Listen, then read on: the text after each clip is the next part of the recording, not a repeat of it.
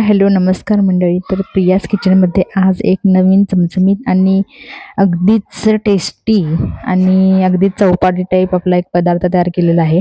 तर बघा, इथे मी अशा प्रकारची चाट तयार केलेली आहे. तर इथे मी चिंच आणि गूळ ही जवळजवळ 4 ते 5 तास भिजत घातली होती. तर आता ती मिक्सरमधून मी अशीच वाटून घेणार आहे. ही चिंच मी गरम पाण्यामध्ये भिजू घातली होती आणि बघू शकता इथे मी असं छान वाटून घेतलेलं आहे. आणि ही फक्त आपण चाळणीने गाळून घेणार आहोत. हे आपण शिजवून वगैरे काहीच घेणार नाही. इथे आपण गरम पाण्याचा वापर केला होता शिजू घालण्यासाठी, त्यासाठी ते आपण काही वापरणार नाही.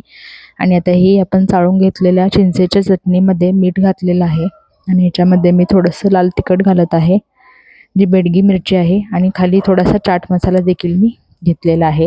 तर हे दोन्ही देखील मी ह्याच्यामध्ये घालत आहे आणि हे हलवून घेणार आहोत. तर आपण छान हे हलवून घेणार आहोत. खूप टेस्टी झाली आहे ही चटणी. अगदी तोंडाला पाणी सुटते हे बघितलं अशी टेस्ट आहे ती. आणि आता आपण चाटच्या आतलं फिलिंग तयार करणार आहोत. तर मी ते मटकीची उसळ घेतलेली आहे. तर या मटकीच्या उसळमध्ये ही कच्ची उसळ आहे आणि याच्यामध्ये मी कांदा घातलेला आहे, कोथिंबीर घातलेला आहे, मीठ घातलेलं आहे चवीपुरतं आणि लिंबू पिळून घेत आहे.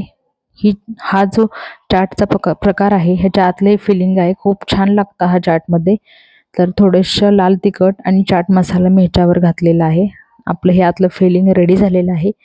आता आपण दुसऱ्या बटाट्याच्या मिश्रणाकडे येऊयात. तर मी ते बटाटे उकडून घेऊन अगदी स्मूथ ह्याचं बॅटर म्हणजे केलेलं आहे आणि ह्याच्यामध्ये लाल तिखट, हळद आणि मीठ आणि कोथिंबीर घालून हे आपण पूर्ण अशा प्रकारे ह्याची फिलिंग तयार करून घेणार आहोत. तर मी ते दही घेतलेलं आहे आणि दहीमध्ये फक्त काही न घालता पिठी साखर घातलेली आहे.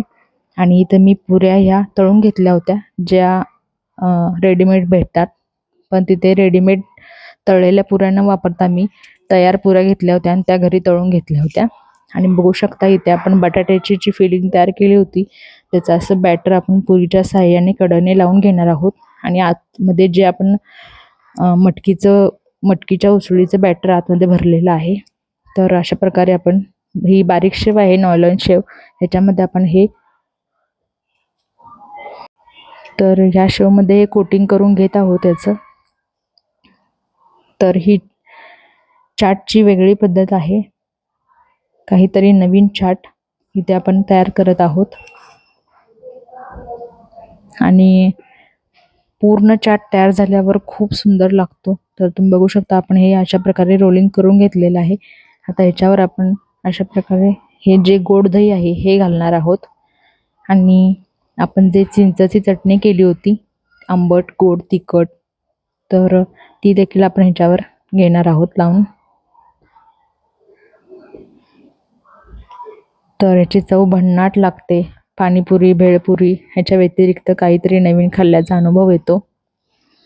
आणि आपण गार्निशसाठी ते आपण बीटचा वापर करत आहोत. तरी त्या अशा प्रकारे तुम्ही बीट, कांदा, कोथिंबीर ह्याचा वापर ह्याच्यावरून तुम्ही करू शकता. खूप सुंदर लागतं. तर तुम्हाला हे कोणत्या प्रमाणात घ्यायचे तुम्ही ठरवू शकता. आणि आपल्याला हे लगेच करायचं आहे. बटाटा लावून आपण पुरी जास्त वेळ ठेवू शकत नाही, कारण त्यातून मऊ पडते.